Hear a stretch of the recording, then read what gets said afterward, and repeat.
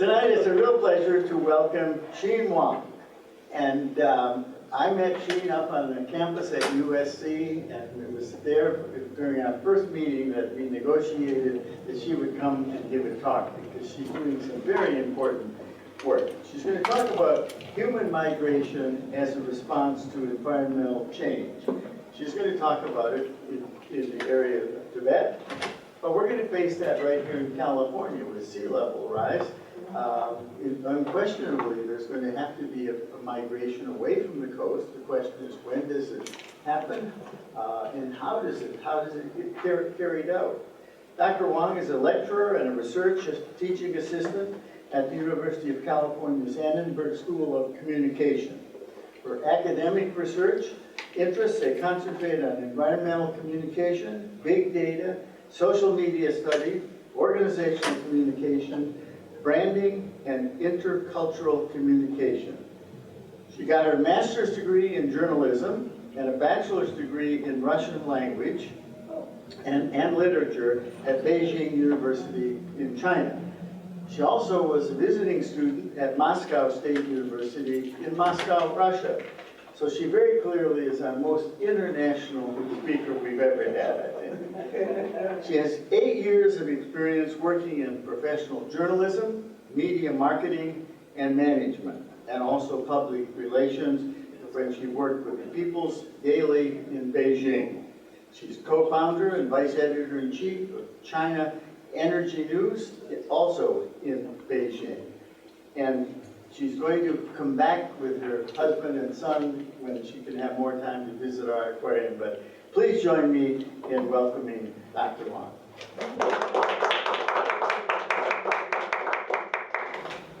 Thank you, Jerry, for a very generous introduction. Good evening, everyone. My name is Xin. It is my real honor to be here to talk about my research. It may sound very boring to a lot of people, but I feel very passionate about that, and I feel so honored and pleased to have this opportunity to discuss this, I think, very important and sensitive issue to everyone who show true interest and passion about this topic. So this is also part of my dissertation. It's in the process of publishing as a book with Michigan State Press company now. The topic of my research is about exploring social inequality and environmental migration relationship. I draw the evidence from Tibetan environmental migration on Qinghai-Tibetan Plateau. I visited the place a few times, and I collected data, interviewed people, did observation, and also I had very extensive conversation with local NGOs, with administrators, and particularly with Tibetan cultures. So, with the structure of my tonight's presentation, I'll give a very brief introduction to give an overview of my research, and then I will explore this relationship between environmental migration and social inequality, especially social structural inequality. I will go into the contextualization in China as in this great transformative area, how I contextualize environmental migration in China's specific case. Then I will introduce the object of my study, the focus of my research, and then the research methods and some reflexivity, and the research findings, talk about research findings, discuss the implications, and then we'll go to the conclusion and suggestion part. Sorry. So, as we all know, the nexus between environmental change and human mobility is already one of the defining topics in 21st century. We all know that climate change is, the environment change, particularly climate change, has posed one of the greatest threats to human communities and ecosystem. For example, the current level of carbon dioxide is on the 650,000 a year peak. And the current level of the average of global temperature has been risen 1.1 Celsius since 1880. And also 2016 was the warmest year on record, and the record has been broken. So we have faced a lot of such environmental risk on a daily basis. the flooding in Washington, D.C., a lot of other natural disasters, the earthquake or the expecting bigger earthquakes in California, etc., etc. So in many parts of China, environmental change has presented major challenges to people's livelihoods and their living environment as well. So we want to know what's the relationship between the environment change in China's case and the mobility enforced by Chinese government. Over 7.7 million rural migrants, mostly in Western China, were relocated and resettled by 2010. And this figure will only go up around 10 million by 2050. So we can see it's a large portion of population will be forced to leave their homelands to relocate in other areas. So during this process, there will be a lot of problems to require careful examination or further investigation. However, there is very limited understanding so far of how environmental stress related to human mobility and how policy-driven environmental migration is being implemented in the Chinese context, and what environmental, economic, and social consequences ecological migration has brought to people and communities affected. That is also the focus of my research. A little bit introduction. As we have known, environmental mobility happens when environmental change affects the drivers of human movements. In human history, in our history, we always move from one place to another. There's nothing new. But what is different today is the intensity and the size of environmental impacts of human mobility. So we previously people fled natural disasters or sought better opportunities in new areas. But today, because of the environmental changes or environmental impacts, working together with other factors, for example, the pollution, over-exploitation of the natural resources, have driven more people into poverty, have driven more people into mobility status. So that's what we want to focus on. And when we talk about environmental migration, it is usually referred to as displacement, forced relocation, and migration.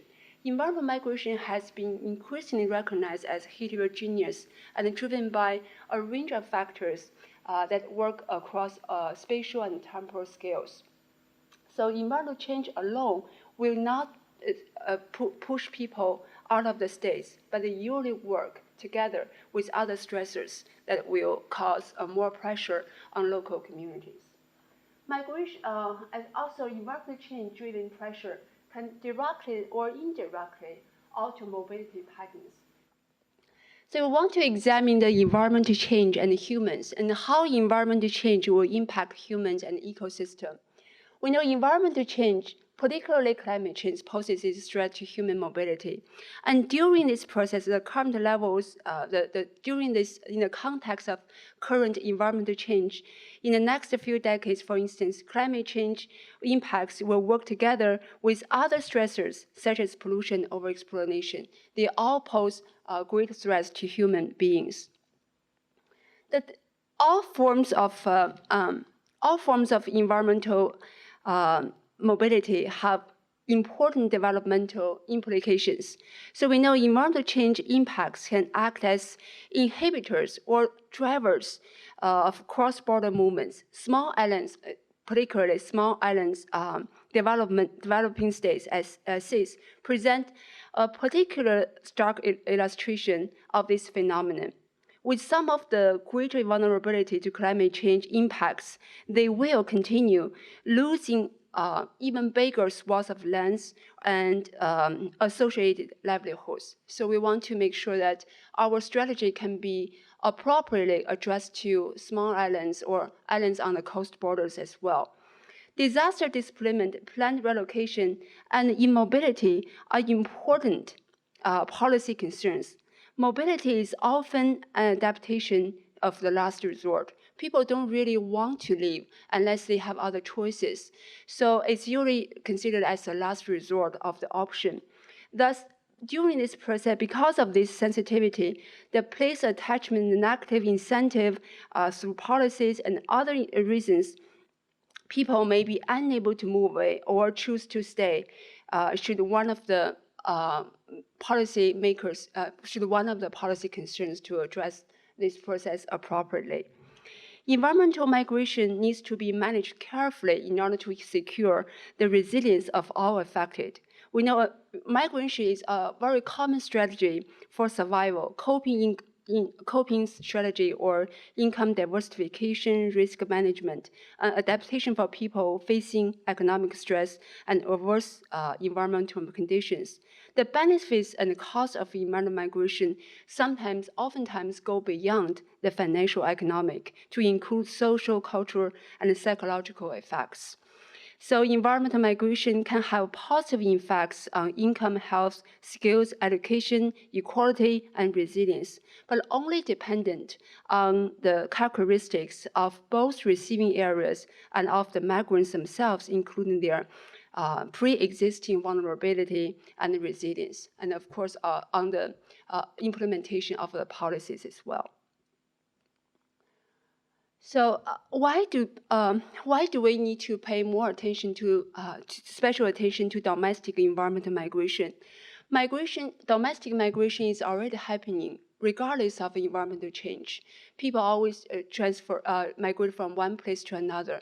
But environmental change will add much larger numbers of domestic migrants to this process. So we need to examine this dynamics and the implementation of these policies. And also, environmental migrations and hit poorer communities disproportionately. A lot of people, the vulnerabilities to the environmental risk, the vulnerability include the function of exposure, sensitivity, adaptive capacity to all these environmental risks are oftentimes the highest for the most vulnerable people. So we want to know, we want to examine the process, how the policies and how the structure can change, or how to address the vulnerabilities more effectively. Also, governmental responses and management play a very important role during this process. I would say people already facing a lot of struggles and stressors, and we don't want to add more injuries to their health, so more injuries. So we want to make sure that the policy making the process more transparent. People will have more access to needed or important social services and system. They will face less discrimination or exclusion from, say, employment or social capital. They will be empowered or protected by policymakers or by the entire implementation process. So that's why we want to pay actual attention to domestic environmental migration, besides international cross-border migration flow as well. So how do people decide to move or stay?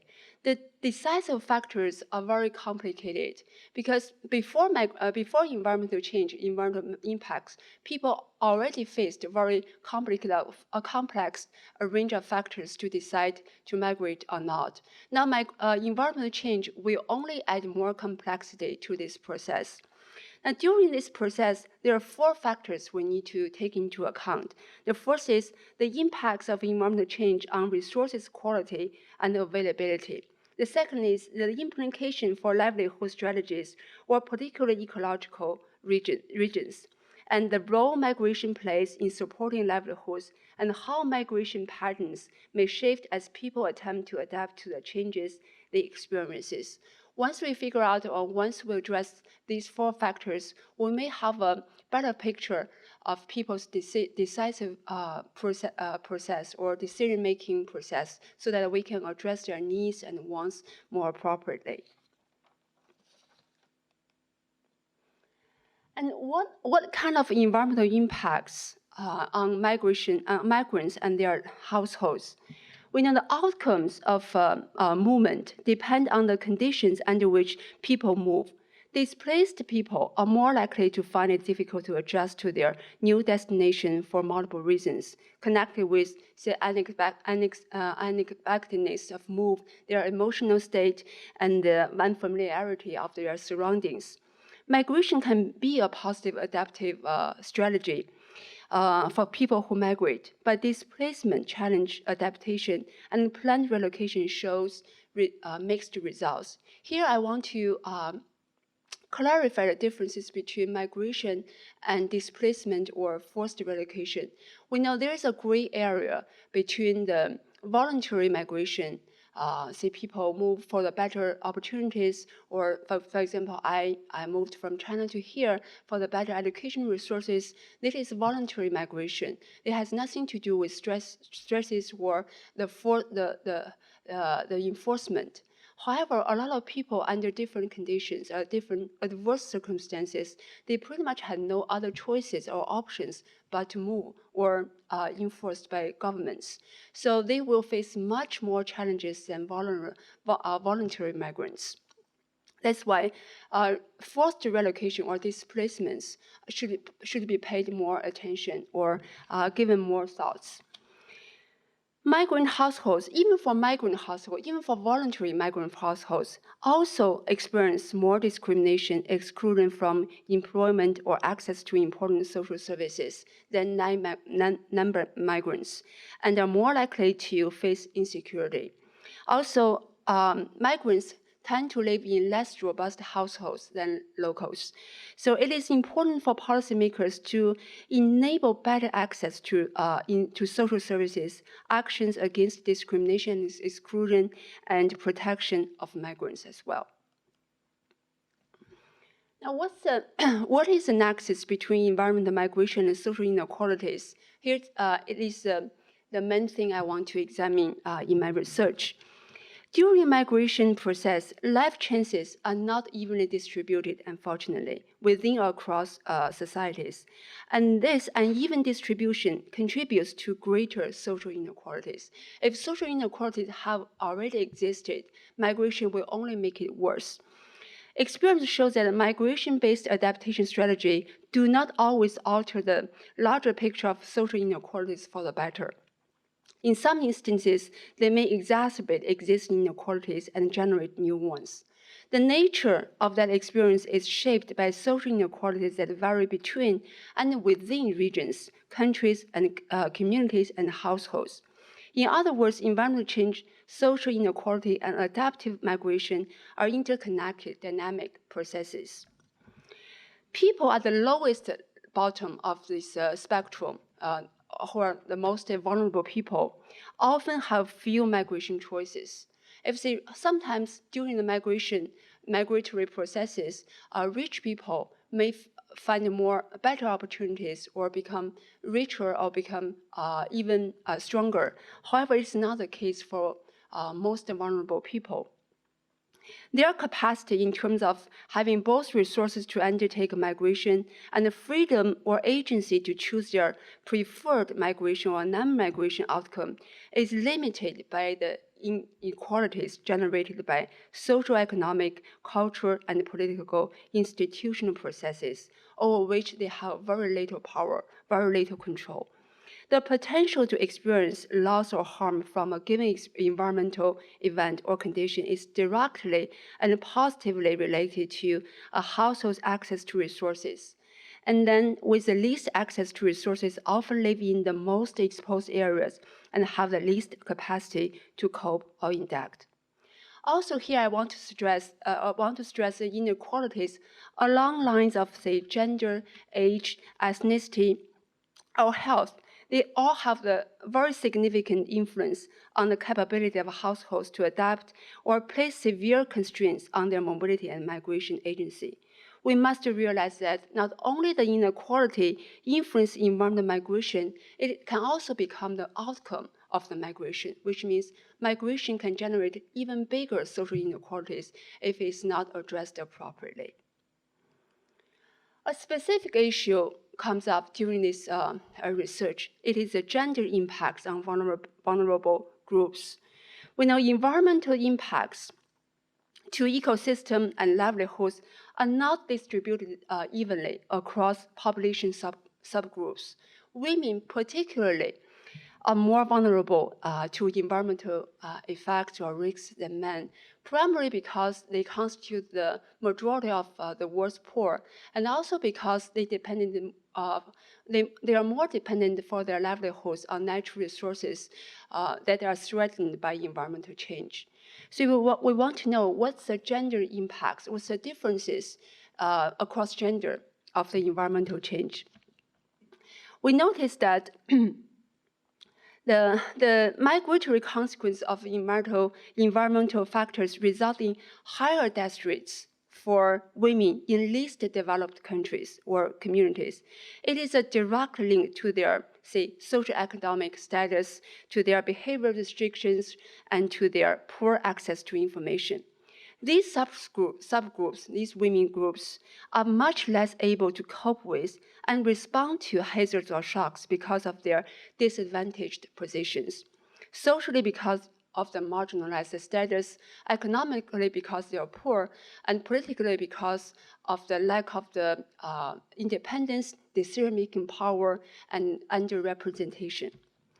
Also, women and girls are more likely to face at a greater disadvantage than men from, say, pervasive discrimination and structural inequalities in access to social services or resources. For instance, women with low socioeconomic status are more likely to get injured or die during the natural disasters and migration.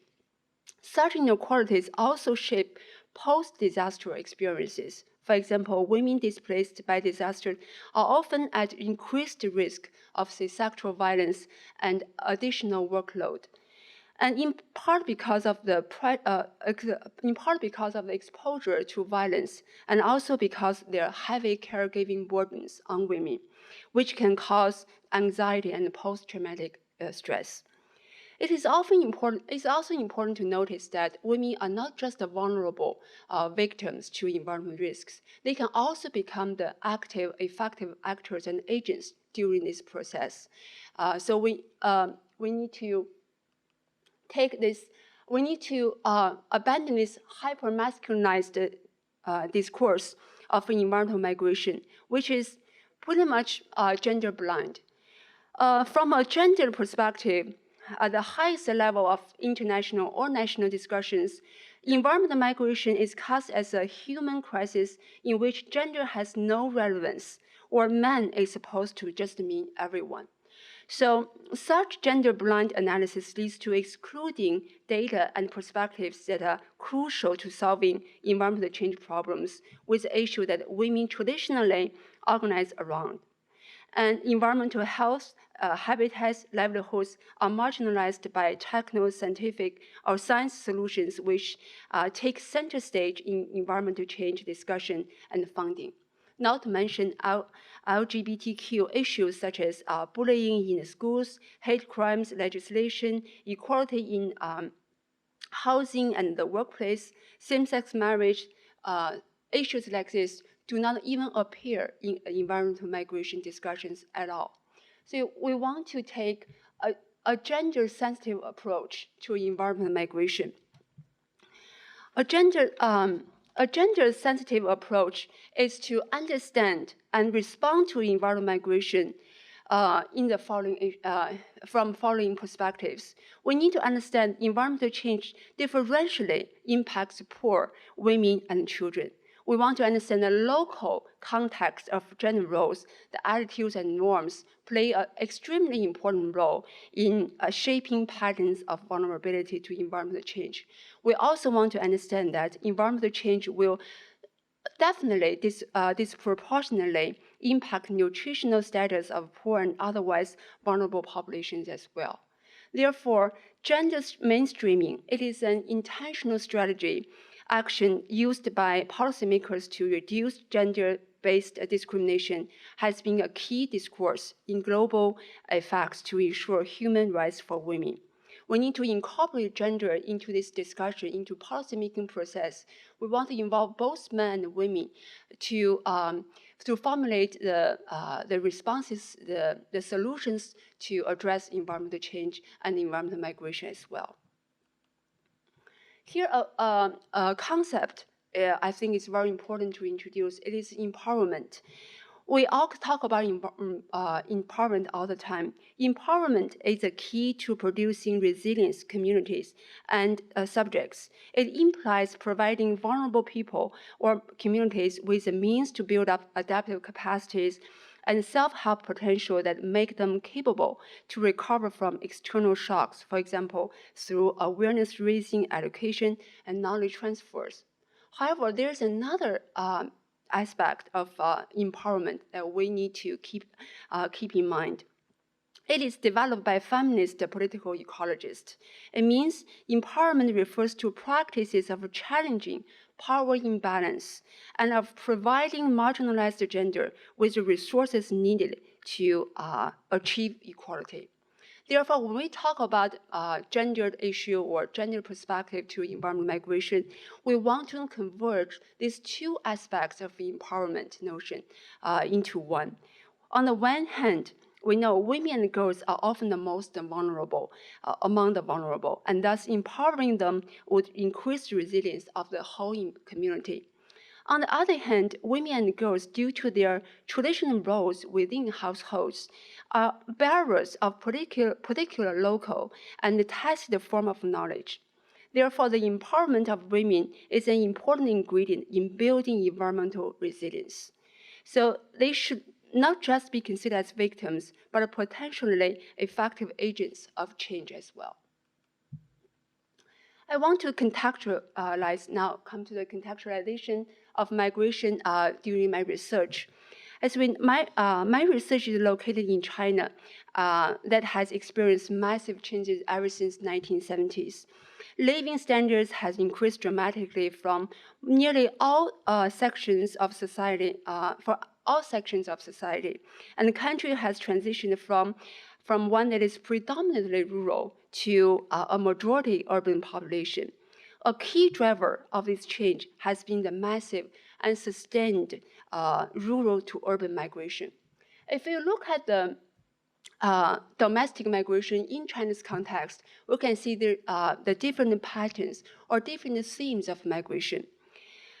From between 1950s to 1970s, the migration were extensively applied in relocating people across the country, mostly from urban to rural areas, and from central to peripheral areas. At that time, engineering of the population was done primarily for geopolitical, military, and ideology purposes. For example, the Cultural Revolution, a lot of people were forced to leave their urban settings to rural, became the peasants or the farmer workers, work on the rural areas.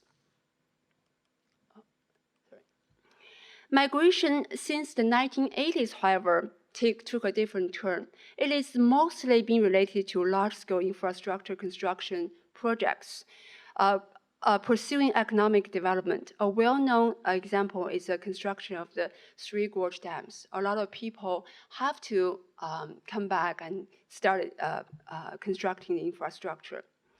However, the most recent application of migration in China have become associated with new policy objective. Environmental migration names a number of resettlement schemes in large-scale environmental programs which aim to restore the environment, mostly in Western China.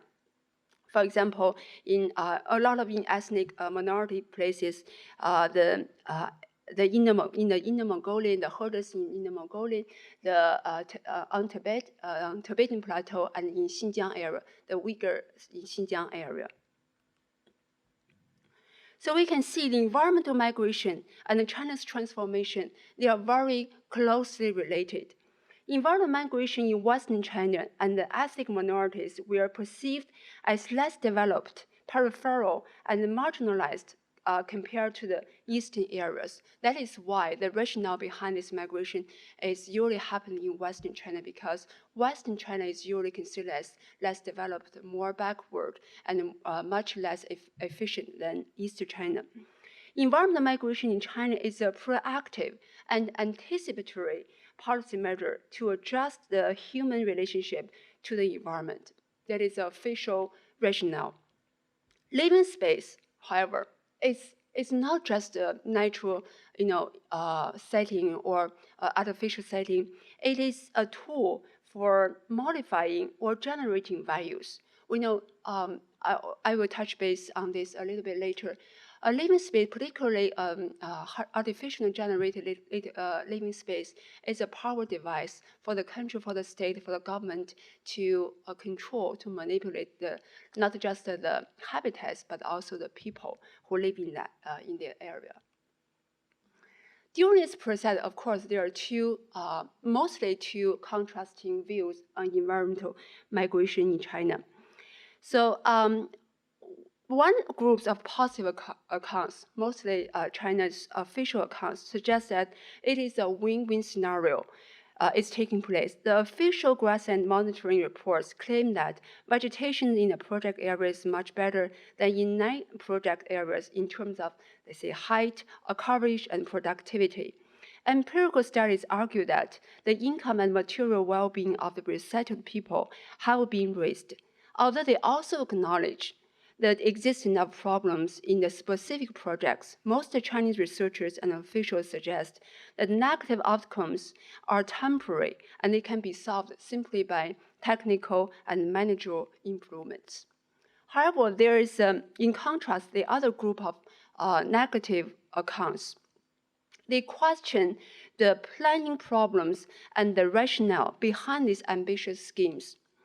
They call into the attention of the negative economic, social, and cultural consequences for the well-being of the affected people. Inequality is on the rise at the village level. Sustainability of the new livelihood models and having a continued source of funding, say governmental subsidies, are also questionable. And impoverishment trend is more prevalent in a lot of cases. In addition to the economic dimensions, the social and cultural challenges such as the protection of the rights of the affected people, identity recognition, societal integration, social equality, and community building, especially highlighted due to the relevance to the ethnic minority groups. So the focus of we know environmental migration happens, it's very time and place specific. So my research is focused on a very specific type of environmental problems. It is grassland degradation. I want to examine relationships between environmental migration in China and Chinese states' transformative way of governing the environment. I believe the environmental migration is highly politicized. It is considered, or it is used as a political tool to integrate, to assimilate, and to govern the people, especially as ethnic minorities. And also, I propose alternative approaches, which is not just to regard environmental migration as political, but also as a cultural process to see how people adapt to this process.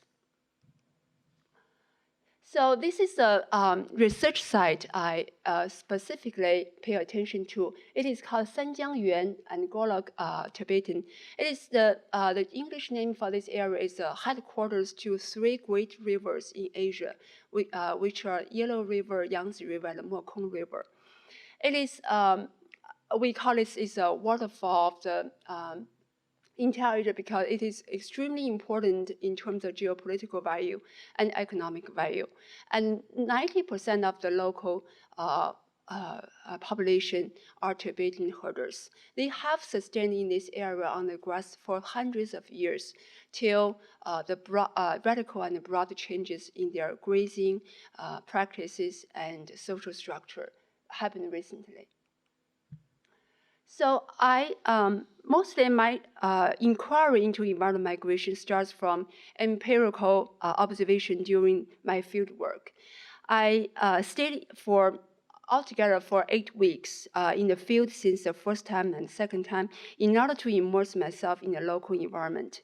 Through traveling between the urban and villages, observing people's social and economic life in different settings, and talking extensively with people by gender, age, and class, I just try to get an idea of how this process really meant to Tibetan herders and how they adapted to this process, to this migration. How they think of how their lives have been changed or positively or negatively. Through participant observation and semi-structured interviews, I realized that the process of environmental migration are associated with a number of decisions and strategies for the nomadic households to migrate, to stay, to accept resettlement, or just to bargain or to reject, to sell livestock or entrust them to others. A lot of decisions going on. The narratives on the decision and the strategies involving imagined and realistic opportunities and constraints suggest a series of social linkages between migration and non-migration households. Here, I intentionally avoided taking the official way to get into, because I feel like it is more effective to just go there as a student status, so that I can get my interviewees more comfortable, more free to talk with me. And during this process, I constantly feel like I'm doing this research as a familiar stranger. This research was conducted both at home and outside home. The at-home part, my familiarity with Chinese culture and social structures and identity gave me a lot of advantages to get close to the local environment and people. Chinese gave me this advantage of being able to quickly become familiar with the field. At the same time, I'm also a Western-based Chinese scholar. Being trained in Western theories and research methods, I was a familiar stranger in the eyes of a lot of researched, which meant I was sometimes perceived as a foreign expert, but at other times as a distant stranger who could only imagine the life of the Tibetan herders. Also, this familiar stranger subjectivity was further complicated by this cross-cultural setting in the field when a Han, which is me, a Han person, conducted research with Tibetans. So they feel like usually when Han people go there and do research, they're either just from the official channels, official paths to have some reports or for the political purpose or for the media coverage, or they just want to do the business with Tibetans. Either case, if they treat Han as a business partners, they are afraid of being cheated. If they treat Han people as a political or official investigators, they have restraints, they have reservation to talk. Either way, they give me a lot of obstacles or barriers to break the ice at the first encounter. In particular, although I intentionally disassociated myself from the government, I was still constantly put into the category of official investigator at the first encounter with my interviewees. This is due to the fact that a lot of Chinese official investigators were sent by the Chinese government to do the research. And the research questions are a lot of times similar to the research to the people affected, to the interviewees. So they couldn't tell the difference between a scholar or the official investigator. So this gives me a lot of sometimes I feel reserved or reluctant to talk freely. Also, it is true that with the assumption of me being an official investigator, some interviewees were very polite but quiet when I sat in their living room for an hour. However, to my surprise, sometimes they were also very open with their, let's say, criticism, or they can clearly express their wish for me to take their opinions back to the government. They wanted to have some changes in their lives. So it's very interesting to notice that. Also, during this process, the power relation and ethical considerations are also oftentimes being observed. I had learned from my previous fieldwork experience that to reduce the differences between, let's say, the urban and the rural, the educational differences between a scholar and a herder, it's very important to get the conversation going. So in order to reduce these differences, I constantly wear very plain and outdoors clothes. I try to learn some local skills from the interviewed, for example, how to brew the tea and how to cook, and just a lot of very casual conversations. I made friends with their children, and also I talk about my child, and just a lot of very informal conversation to make sure that they feel comfortable, they feel safe to talk with me, since it is a very sensitive topic in a very sensitive area. And also, I hired a local translator. She is a college student at Lhasa University, and she helped me during these interviews. Even though most Tibetans speak Mandarin, but still sometimes the elderly people can feel more comfortable speaking Tibetan language. So with a translator, they'll feel it is more at home instead of just official interviews or anything. Okay.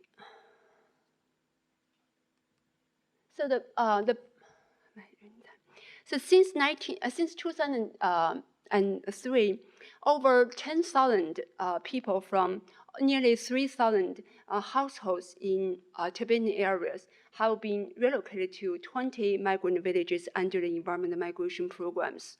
The rationale behind this is that Chinese government considered overgrazing is the main cause of the grassland degradation. However, during the research, we found that climate change, the mining problems, the poor grassland management, or the overpopulation all contribute to grassland degradation. Actually, it's very hard to say that which factor is more significant than another. Therefore, simply moving people out of the affected area is very questionable and implausible. Not to mention during this process, a lot of negative consequences or just counterintuitive unintended consequences happened to the vulnerable people.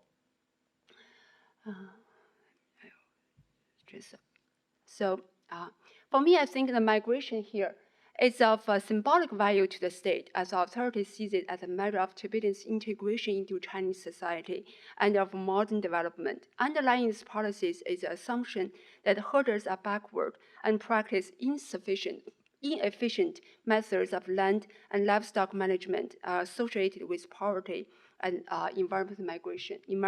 environmental degradation. So the findings of my field work. I did a lot of empirical studies, the surveys, the questionnaires, the interviewees, observation, semi-structured interviews, and I found a lot of discrepancies or differences between the official data released by the government and actual data collected during the field work. Here's just a very brief glance of what I have found. First of all, during the decision-making process to become a migrant, a lot of Tibetan herders faced, they didn't know, they were debating either to migrate or not. So Chinese government adopted this kind of like a stake and carrot strategy in order to get the herder's signature, the fingerprint signatures in support of the plan. They promised a lot of actual economic gains, the better educational opportunities for their children, the employment opportunity in the urban settings, free accommodations, governmental subsidies, a lot of such fundings to make sure that they have a peace of mind, they can resettle without any concerns. However, after living in the relocated villages for more than 5 years, many Tibetan herders admitted that their view of resettlement project has become much more pessimistic, and they complained about the effects it had upon their life. They spoke about the hardship they felt and admitted that they had not anticipated all of these.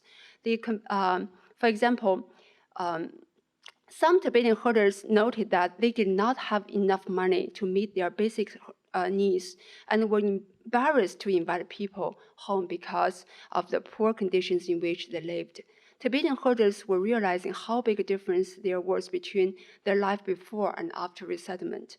While they were well established in their old living places and had enjoyed some standard of life, in their new residence they had to start all from scratch, and which for many of them was a costly and frustrating process. In this process, the biggest challenge in the living in the interviewed households is the shift from a nomadic subsistence lifestyle with self-generated income to a consumer-oriented life in town that depended on governmental largesse. We know as we have known, Tibetan herders, they used to live on grasslands, fully self-sufficient. They produced a lot of, say, cheese, the meat from their livestock, and also they can sell livestock or sell meat or collect caterpillar fungus to generate some revenues. However, after migration, after relocation, all these income revenues were gone. So they have to mostly dependent on government subsidies. The government subsidies, on the other hand, are not very consistent.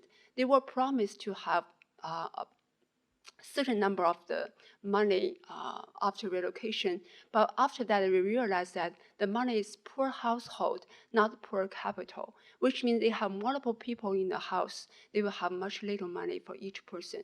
A lot of times, or after relocation, many women or even men, they couldn't find jobs easily for the lack of the skills, the educational certificates, or the language skills, or just all sorts of the required skills in job market, and also the training for them to make up these differences wasn't going very well. The training were mostly just a format for them to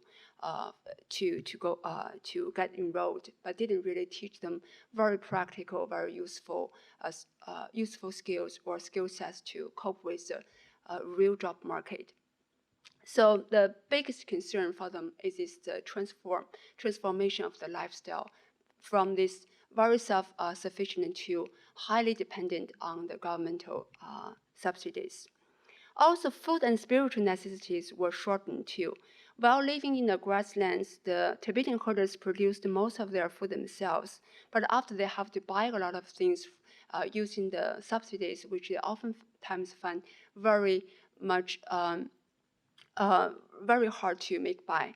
And also before, because we are talking about these ethnic minorities who have very strong religious, cultural, and ethnic identities. And after migration, these identities or these ties to their original religion or cultural communities have been broken. In order to catch up to this, they need to invest more, for example, to their previous communities or just build up a new one. Without governmental support, it is almost impossible for anyone, individuals, to start this kind of spiritual cause, spiritual career. So they feel like they couldn't practice, let's say, couldn't practice Tibetan Buddhism, couldn't do a lot of the original spiritual activities. Also, the impacts of a higher cost was multiplied by limited prospects of employment. As I said, the jobs were scarce, employment barriers are plentiful. And during this process, women and children, they faced double discrimination. Both as herders and as women and children, their unemployment numbers were particularly high. And even for children who were promised to get enrolled in a local elementary school or middle school, when I was there was only one elementary school in one village. The elementary school was only 3 teachers. There were no computers. I remember after I came back from my first field trip, I wrote an article published on People Study, which is on People Study website, which caused a lot of impact on internet. So I know, as far as I know, some companies donated some money to build these computer labs for the local elementary school. But I haven't really followed up with their, the recent progress yet. But I'm just saying, if simply relying on the government to build up the computers, it might take a little bit longer for students, for kids to have access to all this technology. So the implication, I believe relocation is power device. There are 2 pictures here. The top to the left, to the right, it is a picture from the Soviet Union in 1930s. When Soviet Union introduced collective farms, where all the farmers and nomadic herders were forced to settle, the early land divisions were replaced by these collective farms, which also aimed at facilitating governance control over the territory. Also, the Soviet Union government broke down the traditional centers of informal socialization, such as the market and the church, thereby rendering them irrelevant. To implement socioeconomic development policies, Soviet Union, the people at Soviet Union were forced to move to planned villages, and they were resettled in villages composed of these identical houses and aligned in a grid pattern. The bottom picture is today's resettlement village in Tibet.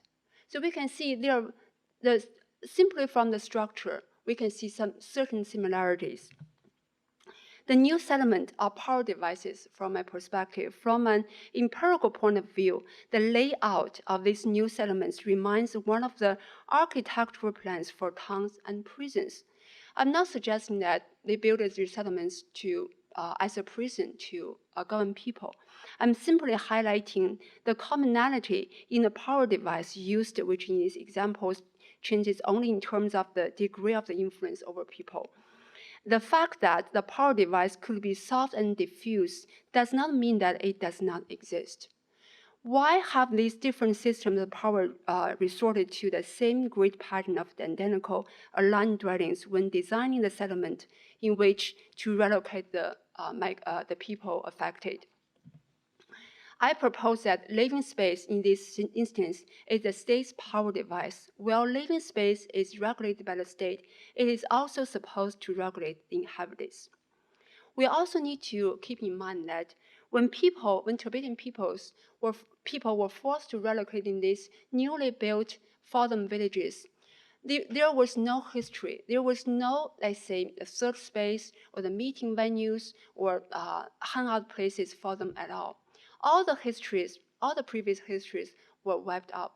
So they pretty much moved to these entirely new areas. So the government it is easier for the government to generate, to inscribe their values to these people living in this new settlement.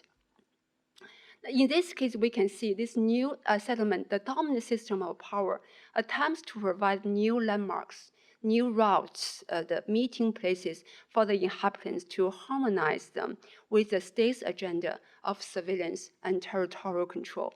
All these ordered spaces serve not only the aim of spatially reproducing abstract ideal of society, but also of social engineering and control of people and territory. Therefore, I believe this belongs to the bigger goal of China's building up this harmonious society. Speaking of a harmonious society as a political discourse, even though harmonious society taps into this tenet of Asian Confucianism, as a political term, it is very ambiguous and very vague. Not just the method of reaching harmony is not very clearly formulated, but also the concept itself. What constitutes harmony, what is not, is also not very clarified. And also, harmony can also be understood, interpreted as covering the individuality, the so-called consensus or the consent due to the enforcement or even coercion. So the Chinese government did not or hasn't really clarified the implications or underlying meaning of harmony. They simply implement their policies to achieve this kind of ambiguous goal. Here I want to introduce these two concepts, the vulnerabilities and capabilities. To capture the human agency involved in environmentally induced migration as well as the limits, the conceptual move must be made from vulnerabilities to capabilities. We talk about vulnerabilities all the time, but the opposite to vulnerabilities or the way to address vulnerability is to build up the capabilities.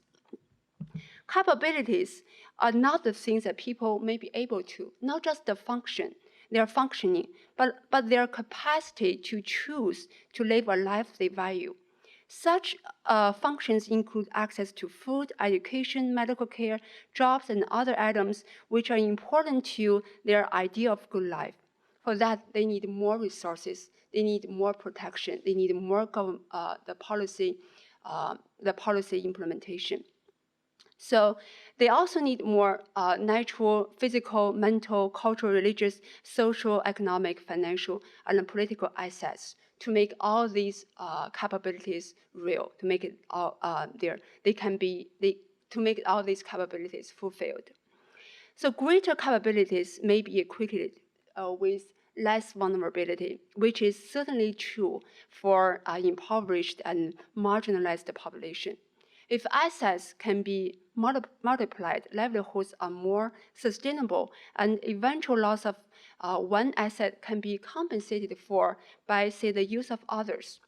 Accordingly, vulnerability is understood to be lacking or being deprived of essential assets necessary to realize functions crucial to coping with environmental change.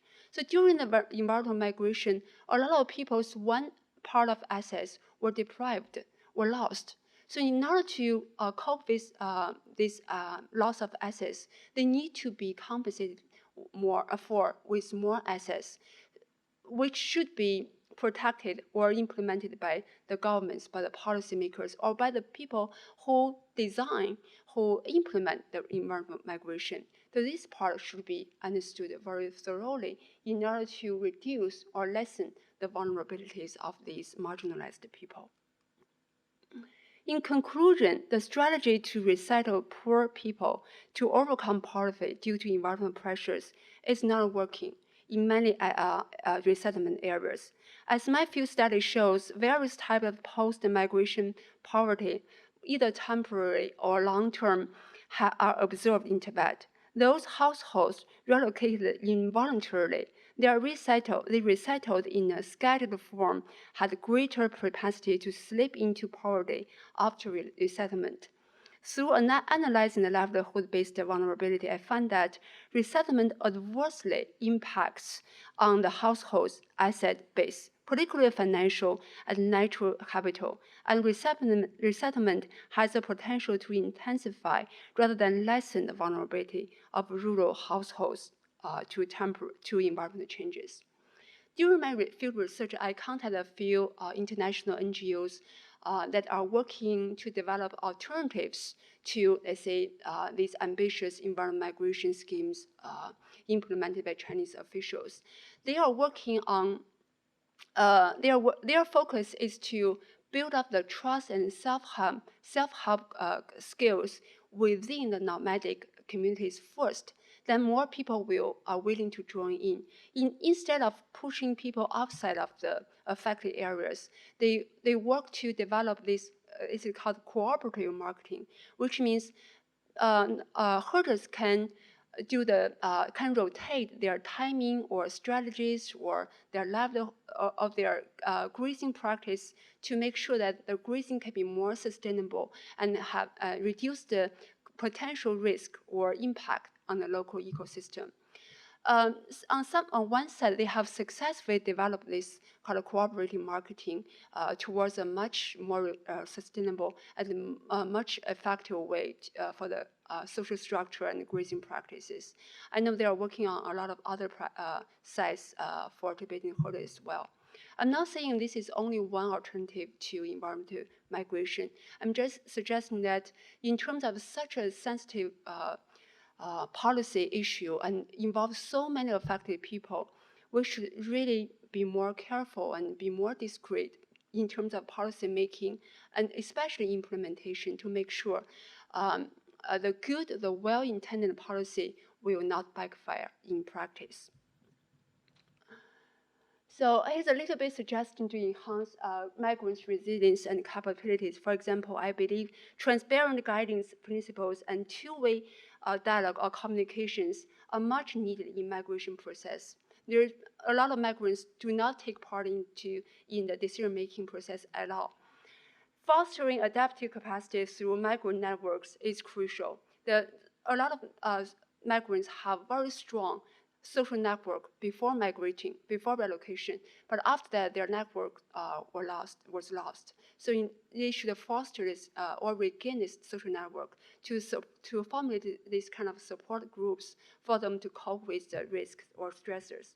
Also creating highly dynamic and nonlinear policies and actions that flexibly manage rather than control-based manage environmental change is important. Migrants' participation in policy formulation also plays a critical role. And finally, governmental policies focuses on providing migrants with portable skills. For example, skills they can be used anywhere, and capabilities to fully explore the adaptation potential of the migration, to make sure the migration can be a positive adaptation strategy rather than a negative one. Thank you so much. That's all.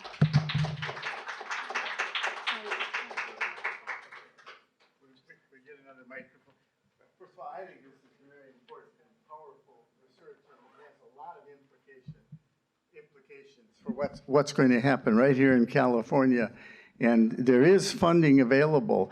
I'll get you some information. I think you should explore this, because we're going to have this, and if you had one bullet in there, the extent to which it's vulnerability, or go back a couple of slides. It was very... Here, okay.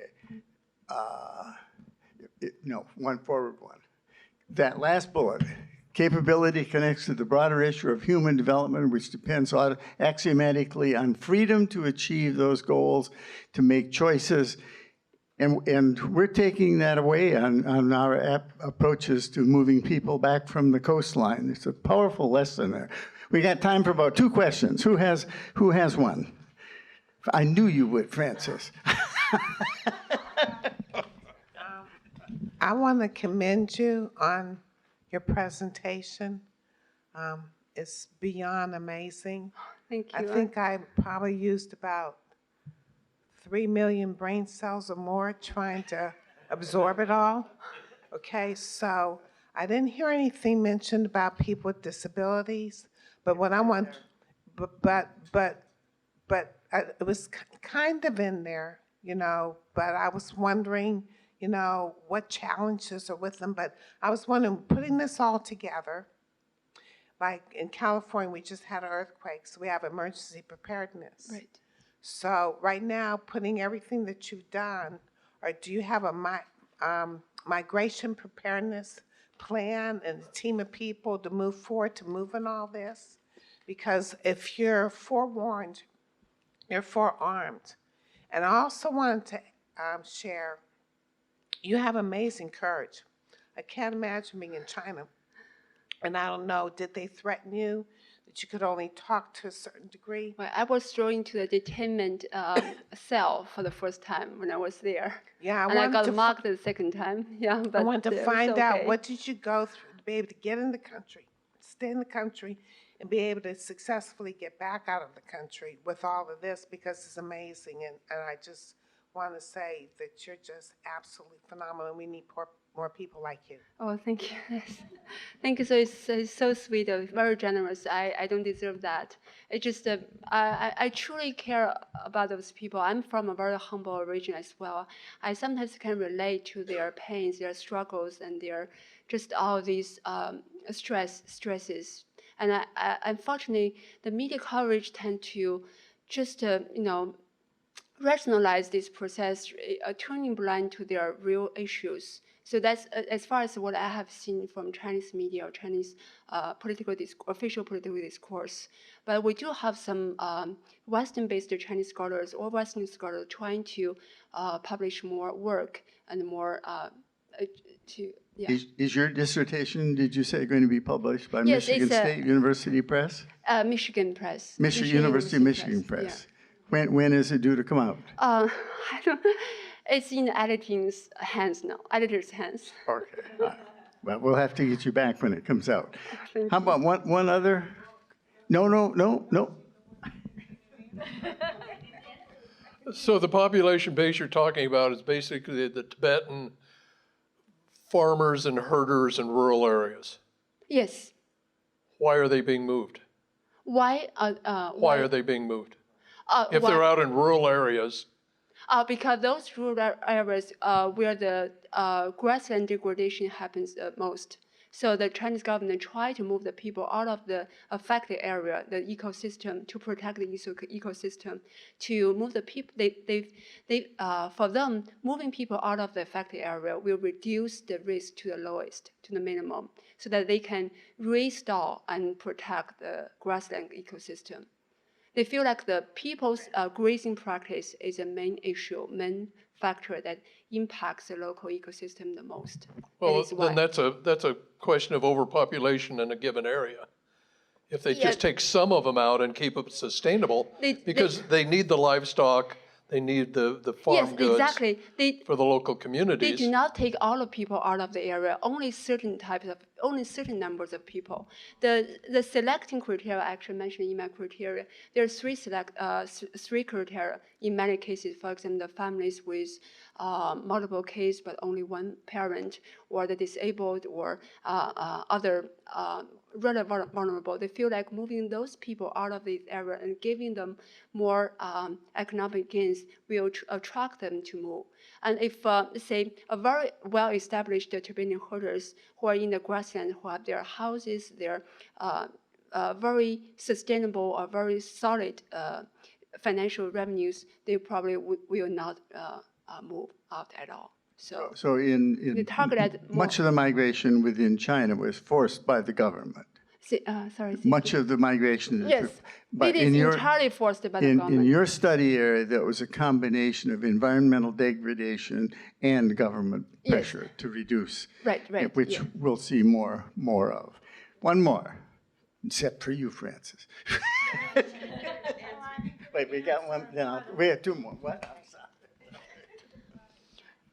So this is a complicated issue for me to wrap my head around. It sounds like I'm just like everyone else in the room, where it's like, this is an incredible issue to hear about. But it sort of sounds like the environmental degradation could potentially also be a ruse by the Chinese government. Like it's like a half-truth, because it's in this sensitive region in Tibet where they want to maybe have more visibility of this population. Yes.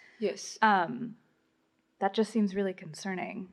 I mean, it is. Like I said, I believe this entire process, entire scheme is very politicized. It's not just for the environmental purpose. It's also for the state power purposes, because this area is very sensitive, as we all know, and people there living in these very remote, sparse areas are very hard for the government to govern or to control. So when they move people out of the certain spaces into a much concentrated, much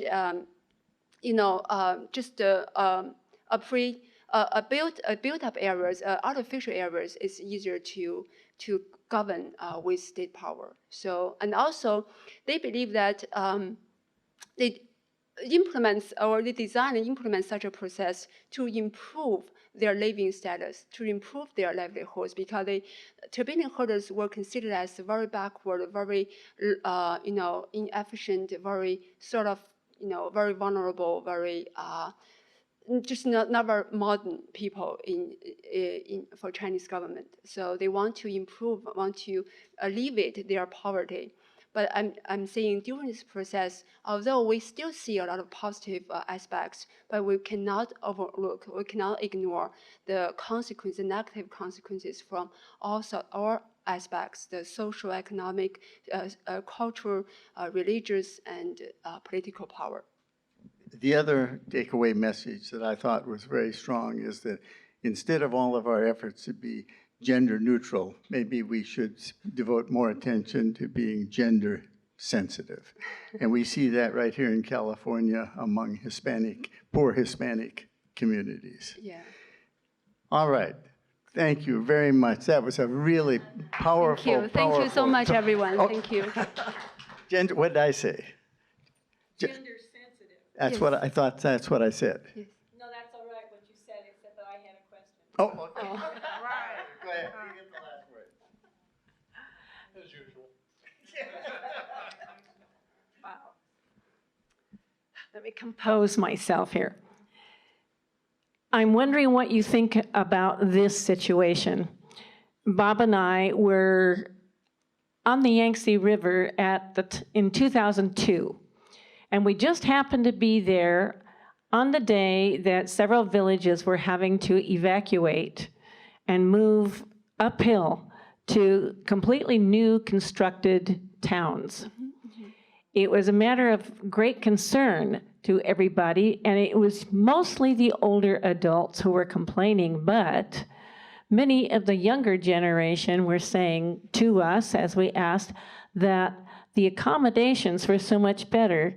The government came in and killed all of the rats that they used to have there, and also made sure that they had proper kitchens and cooking facilities. And they thought it was a much better deal. Yeah. Well, that's been many years since we were there, and what can you add? Is that a positive thing that happened there, or were they just trying to get money by having that dam in force? Well, the government does provide free accommodations with all furnished, units or kitchens to the relocated Tibetan herders. That is for sure. The problem is they have to pay their power bills. They have to pay a lot of bills. I'm not talking about the negativity of the accommodations here. I'm talking about the increased living costs, the expenses, the lower chance of employment, the double discrimination faced by the women, and a lot of things promised so well, but in practicality, in implementation, there are so many things coming up, but no one, rarely has been paid attention. I'm examining this kind of relationship or process. But what they told you is absolutely true. They did kill a lot of rats or the bugs and stuff. They did provide at least a modern look buildings for previously lived in those tents or in those domes area, so they can live in those buildings, become a modern person. But is that really good? Is that what Tibetans or most Tibetan herders want? That is a question we need to bear in mind, at least during the policy making process, to make sure that these well-intentioned policies can reach their envisioned goals, or How many million people were displaced for the Three Gorges Dam? I believe it's 2 to 3 million. I think it was close to 3 million people that were displaced. Thank you very much for a very informative and entertaining and educational lecture. I'm so honored. Thank you so much. Thank you, Gary. Thank you.